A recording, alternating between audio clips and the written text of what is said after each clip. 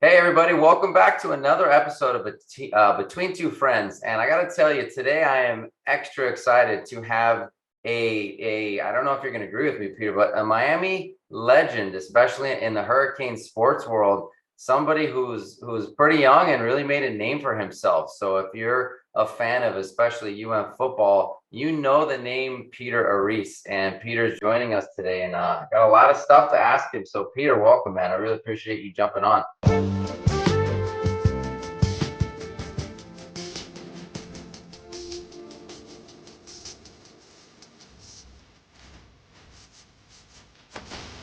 Thank you, Brett. Appreciate you having me. I don't know if legend is the right word. I think some people may think a little differently, but I've been pretty much involved with, Miami Hurricanes related stuff since I was young, obviously, as most of us are, born and raised in Miami, growing up as Canes fans, but just kind of like doing the reporting stuff since I was like 15 years old. So I was in it pretty early in terms of like being close to the program and now kind of transitioning into what I've done now in the agent world. It's been cool to still kind of stay connected to the school and the program and the fans and all that. So Tell us about that. You're 15 years old, and what did you do? I was a junior in Columbus and I had a kid named Dion Bush in in Yeah. in my class. And I had always been, I tell people that the first year I kind of followed like high school football and recruiting was like the Ja'Cory Harris Miami Northwestern teams, with Sean Spence, Yeah. Aldarius Johnson, Tommy Streeter. It's funny with that team, one of the guys in Miami didn't take was Levante David, Yeah, and look who at ended up, having like the best career out of all of them. So that was like the first, time because seven of those guys were going to Miami, obviously, and that was when Randy Shannon had the number one class. So, I was in seventh, eighth grade around that time, believe it or not, and that's when I first like started hopping on message boards and seeing what message boards are about. And still to this day, right, a lot of the rumors originate on, even though there's Twitter, stuff will be out on the message boards, right? So, just kind of as a fan on there.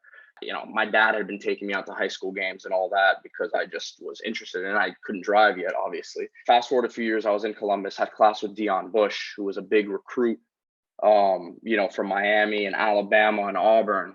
And I became pretty cool with him and just kind of being around not only him, but Columbus had a few other guys who, Brandon Radcliffe was a pretty high profile running back at the yeah. time. And just the teams Columbus would play, I had access to being able to, I went to Columbus against Miami Central when Joseph Yearby and Dalvin Cook were sophomores. I want to say Right. that James Coley actually offered Yearby that night for FSU. So not to get too long-winded into kind of how I got there, but just being at the right place at the right time and loving it. I would go out to these high school camps every weekend to watch these kids who were being recruited by not only Miami, but schools across the country. And then basically I transitioned from doing just the recruiting / Kane stuff to once I was on campus at Miami, I went into the broadcast journalism program, which was a great experience, and being able to be involved with like WVUM and the radio stuff there. Basically when I came out of high school, partnered up with a guy who was running Kane's Insight, basically just was a forum website. It was message boards, and he needed someone to produce content. And he said, "Hey, I'll pay you a few $100 a month." Right. Obviously, turned into something bigger where we became partners, and we owned it together. But that kind of then springboarded me through my college, not career, but my life, my journalism career, at least in college, because I was there in on campus, going to practice every day. You were the insider who was the outsider, right? Who people were a little bit envious of. Yeah, because the whole thing was like I would go to practice, but I wouldn't be like asking the players the same. Like I didn't want to jump in the media scrum where everyone else was. So like, and listen, I have a lot of respect for the people who are in the traditional media world. A lot of those people I Yeah. still have great relationships with and all that.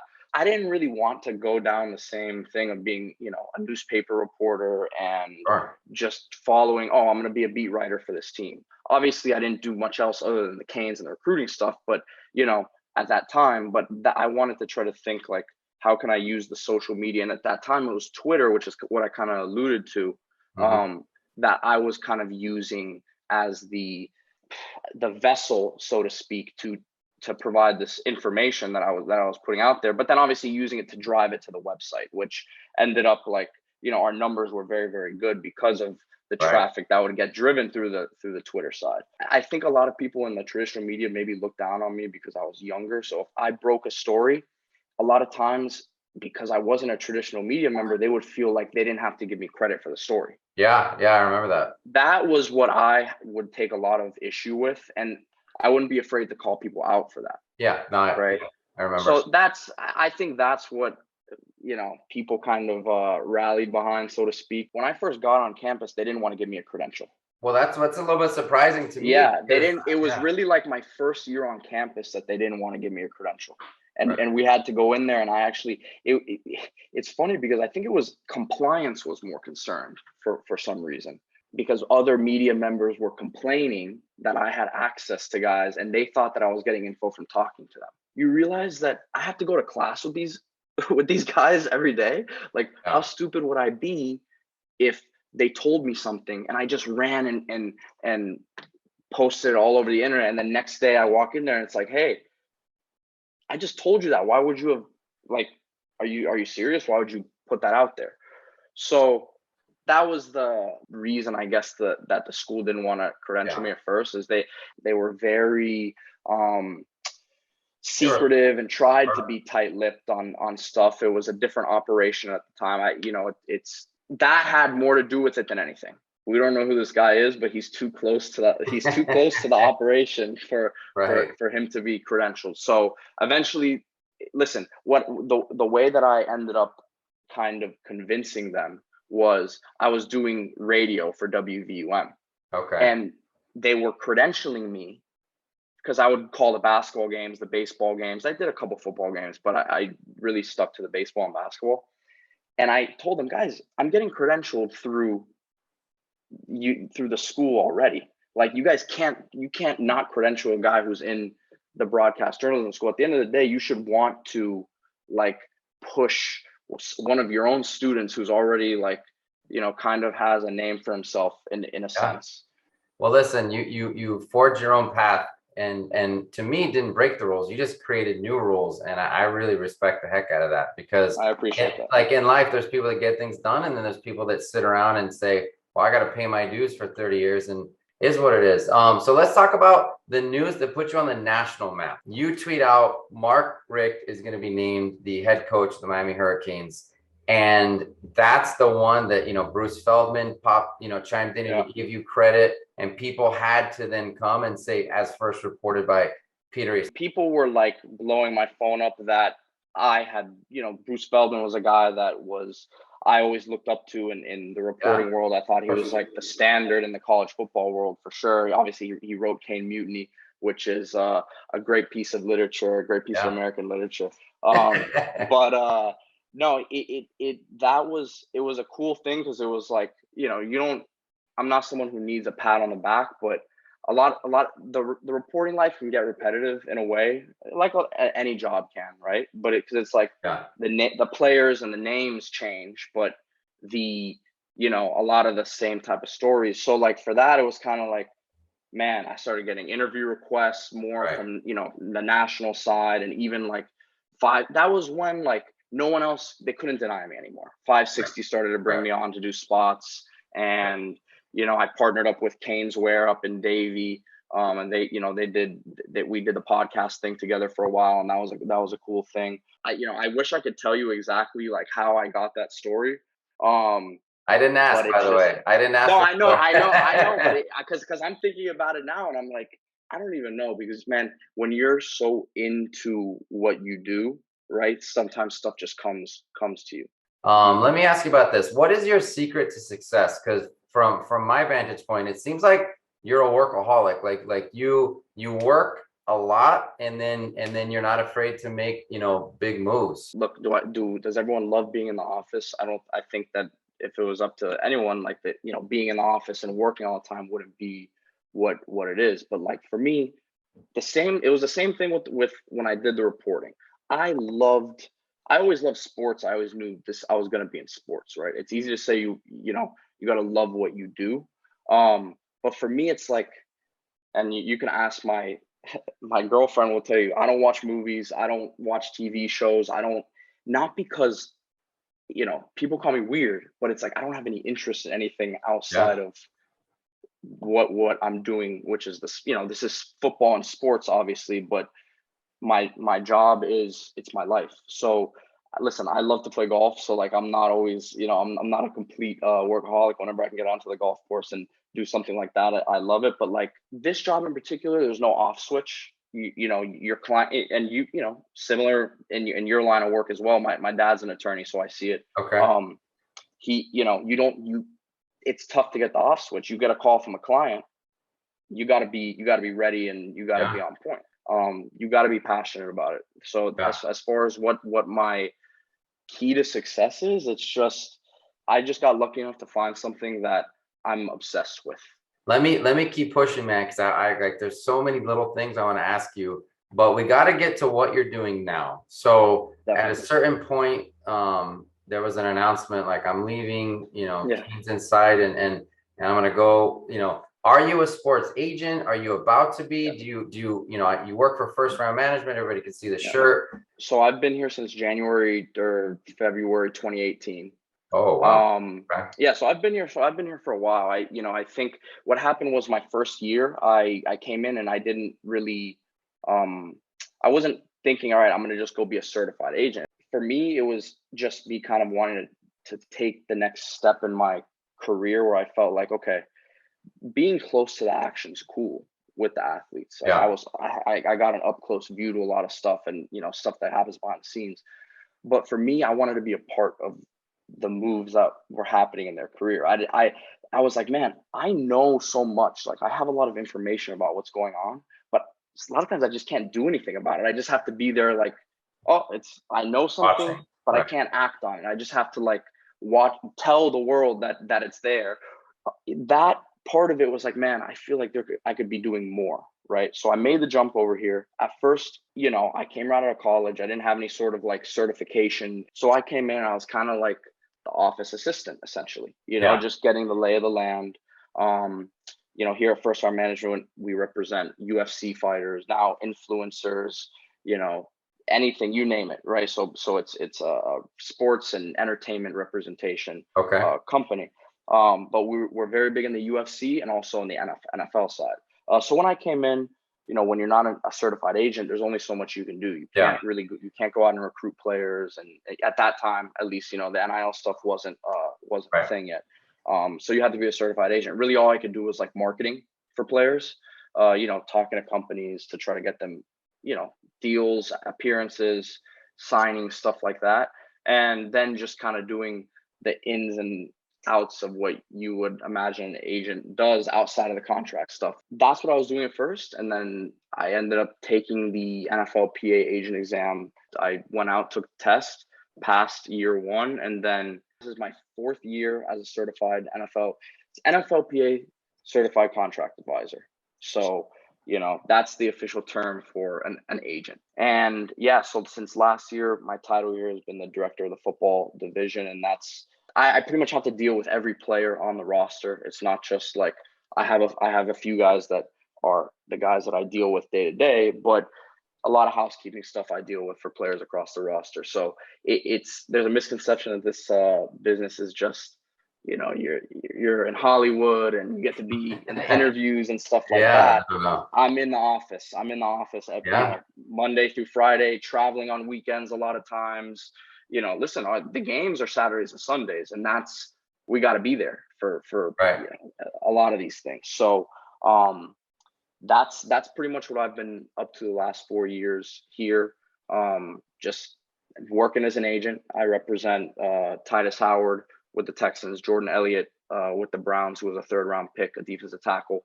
And he's been, a really good player from the last couple of years. Robert Jones with the Dolphins, who was an undrafted free agent last year, and he was active all year for the Dolphins at the start of the last game of the year. Right. And then now we'll see. We have a pretty solid class of guys, and I'm involved in a handful of them that should be drafted, and should be, hopefully 3, 4, 5 more guys who are in the league after this. So it's been a wild last few years Yeah. for sure. No, and you're just getting started and you're building it up. So it used to be a lot of rules, right? There had to be distance between players and agents, and then NIL just wiped it out.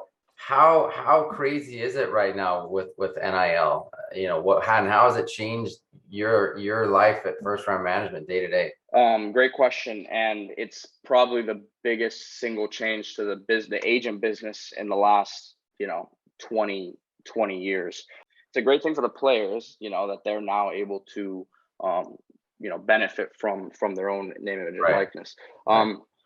But for us, right, it's an opportunity to build a business relationship with these kids. The schools did what they could to be like, and when I say schools, it wasn't just compliance. A lot of times it's college coaches. They say, hey, hold this off until the end. You don't need to talk to anybody. Sure. Which from their perspective, right, it makes sense because, you don't want your players thinking about stuff outside of what's going on in the season. Right. The problem is, right, the players a lot of times don't have anyone on their side. It's them, their families, and the coaches. The coaches are, have their own interests at heart as well, right? So you're going to tell me a player is supposed to go his whole college career, not really talk to agents. Then at the end of the process, right, you're going to put 3-5 guys groups in front of him. And then based on those meetings, which, by the way, all these agencies, right, are, their pitches, look who we represent, look at the contracts we've done, which is all important. You have to know the type of experience of the people you're dealing with and, who they work with and stuff like that. I'm not saying it's not important questions, but the problem becomes a lot of these kids make decisions based off, that was a great pitch in this one. Right. This NIL now has given us the opportunity to say, hey, listen, you can find out what we're about because we're going to have a chance to deal with you. We're going to have the chance to bring you deals, potential opportunities, right? On top of just the deals, right? We can now have this relationship where it's like, hey, we're allowed to talk to each other, and it's out. Not only are we allowed to talk to each other, but it's out there and it's known. Right. And they have someone who's in their corner and who's a liaison for them. It's more than just the money. These kids are, taken advantage of in a lot of different ways in this process, right? And a lot of times they just need someone to help guide them and navigate them through it. And that's where it's been good for us. It's a trial run for us and for them, essentially. Yeah, that was always my biggest issue with people who would argue, but they already get scholarships and a free ride, and they're getting all these things for free. It's like, but they're taken advantage of so often, and then sometimes wind up in trouble. And by the way, if they don't pan out, those people trying to take advantage of them, it's not like they're there to pick up the pieces. They're on to the next guy to take advantage of. So what's next for you? And you know what, for Miami football in general, what do you see coming down the pipeline? Well, for the Canes, man, I mean, everything's looking up right now, obviously. I mean, it's we see what's happening, just the overall commitment, athletically to the school that, Julio Frank, the president of the school, and then Rudy Fernandez, and, obviously bringing in Radakovich as AD, and that commitment's been amazing to see. I think the results they're going to follow. I mean, you see the coaching staff they have. I'm not worried about talent. I'm not worried about the talent coming in here with Coach Cristobal's proven track record, right? And then obviously, the NIL component of the city of Miami. A lot of these college towns just don't have the same sort of resources in the town that Miami has. And I'm not just talking from a money perspective. There's a lot of stuff here in the city of Miami that, guys have at their fingertips, and that they're able to kind of, use that they just don't have in other places. And then as far as what's next for me, I mean, listen, it's tough to like always project these things, but I mean, who knows? I would like to get back into media in some form or fashion. I still have just as much info as I always did. I think I just have to like keep it to myself. But yeah, who knows? I could see myself kind of blending both worlds. That makes a lot of sense. Miami's always been the game changer in college football, especially since the 80s, right? Like we set a trend, and then there's either fall out or people follow. And with what's going on right now with NIL, there will be changes, and the spotlight will be on Miami. It'll be like the Miami rule change, even though other schools have been, doing their thing But for a not to long this time. extent. Yeah. Yeah, but it's just more visible. Everything's more visible in Miami. So, that's going to be interesting. But for you, man, no question that you're going to continue to be successful. Last question, man. I know you like to Yep. talk some junk about basketball. So, Yeah. I'm about 12 years older than you, but can you take me one-on-one? That's the question. Oh yeah, no question about it. I spent listen, I've gone back into it recently. I used to play like 5 times a week, like when I Okay, was in college, like most of us, if you like to play, right? But right. I feel pretty confident. But honestly, I'm more golf is my thing these days. Like All right. I'm more of a golfer, so All right. Fair enough. Fair enough. Me too. That's just natural progression as you get older. So, all right. Well, listen, I'll take you on the golf course then. all right. Let's do If it, that's man. Let's do it. Yeah. Thank you so much once again. Okay. appreciate it, man. All right, buddy. Take care.